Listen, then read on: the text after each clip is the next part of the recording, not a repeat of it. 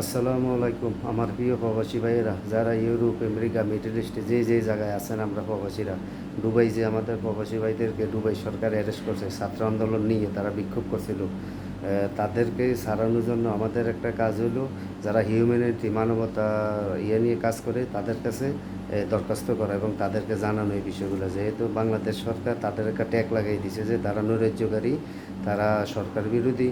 মনে হয় এই ইনফরমেশন দুবাই সরকারের কাছে দিয়েছে। সরকারের পক্ষ থেকে তাদেরকে ছাড়ানোর ব্যাপারে একটা বিন্দু পরিমাণ কোনো কাজ করবে না।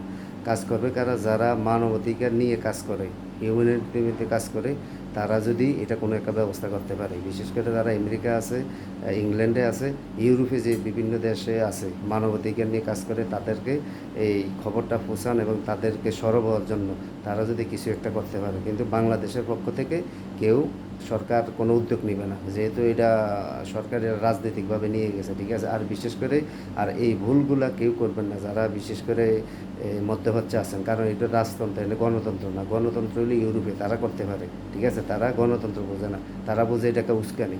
ঠিক আছে, তাই এখন আপনাদের কাছে সবার কাছে অনুরোধ থাকবে যে এই সিভিল সোসাইটির কাছে এটা পৌঁছান, যারা মানবাধিকার নিয়ে কাজ করে। ঠিক আছে, ভালো থাকবেন সবাই, ধন্যবাদ, আসসালামু আলাইকুম।